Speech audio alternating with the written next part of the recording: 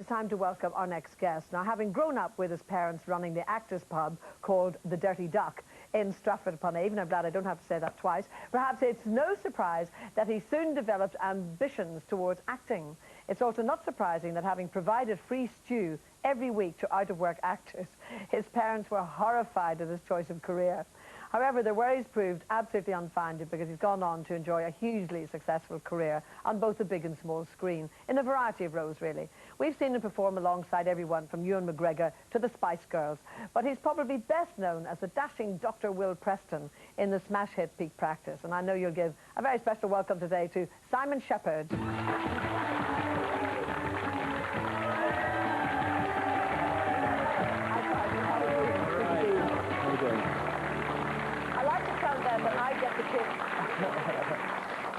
I have the best for the audience because a lot of women in there were very excited and thought you were coming on, so I said to them, oh, well, line up. Yeah. I get the kiss first, like tasting the food.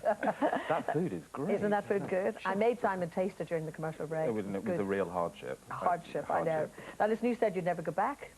I know. Well, actually, I never said I would never go back. But you said you were glad to be away for a little while. I was glad to be away. I was going round and round in circles a bit.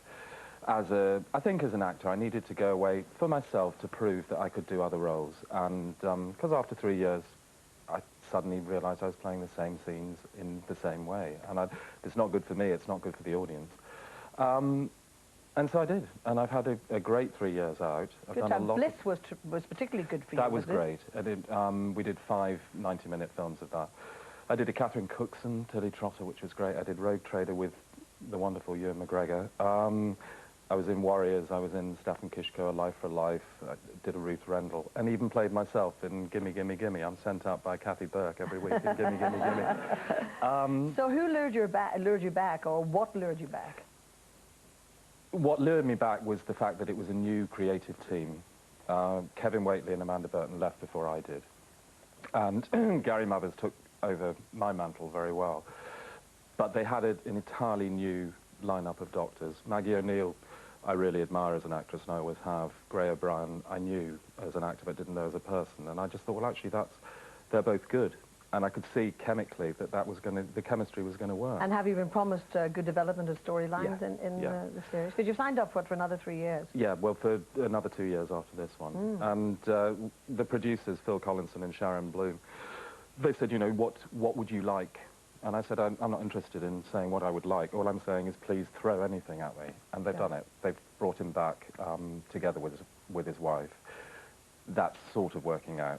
I think if the viewers keep on watching, they'll see it work out. But I'm not allowed to say and there's no point in asking what happens in future because you won't tell me. No. However, last night was about the 5th episode, wasn't it, in this new run? Yes, that's episode 5. So, just for those who haven't caught up with it, I mean, how did you make your entry back into the series? Dr. Andrew, which is Gary Mather's character, had a GMC tribunal against him for harassing a patient. And at the 11th hour, Dr. Will flies back from America to give a testimonial. And basically, the patient had done the same to him several years before, and he'd never squealed. So he said this at the tribunal, got Dr. Atwood off. Dr. Atwood said, well, I can't work in this town anymore.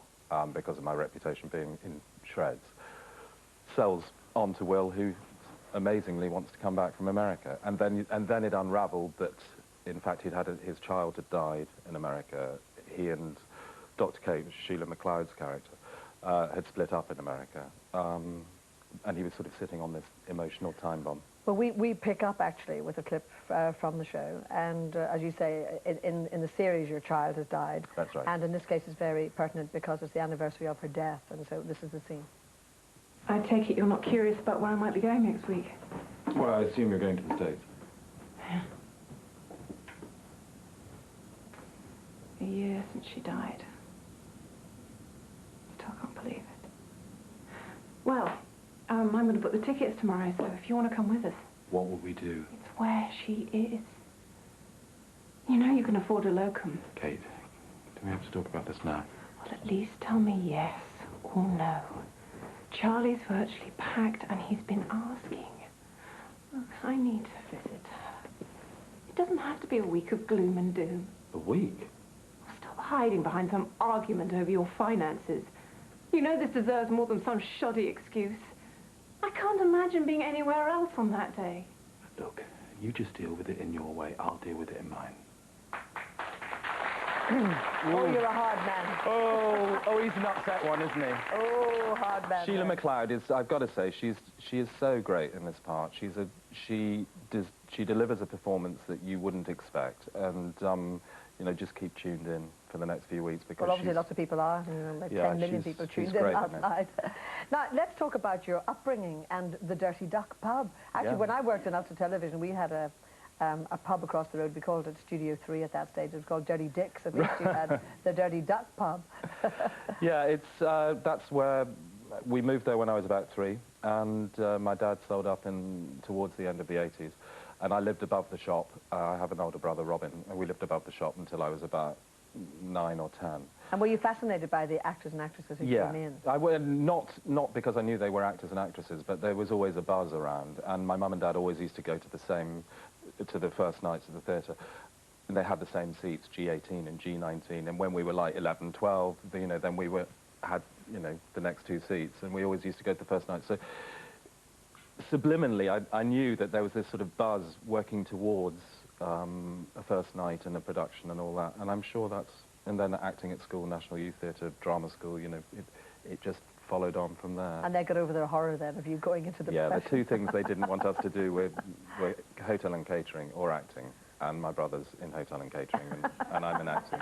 So much for that then. Yeah, no, I didn't listen to them. I'd like to talk also about your wife Amy, because... Alex. Alex, I'm sorry. No. Knew it was an A anyway. Yeah. Because she's been an Oscar-nominated costume designer. Yeah, twice. Yeah, she was Oscar-nominated for Elizabeth, Shekhar Kapoor's film, and also for Ken Branagh's Hamlet, a couple of years before that. Serious stuff. Yeah. And it's just been working with Nicolas Cage. That's right, yeah. Yeah, so is your house then full of designs and materials? No, we've got 4 kids. It's full of piles of stuff of, you know, washing that needs to be done, and, you know, no, I mean... Does Alex have a room somewhere that she designs all her We have a costumes sort of joint room that's laughingly called the work room, but actually is a sort of junk room where, you know, the telephone is answered in quiet places, but...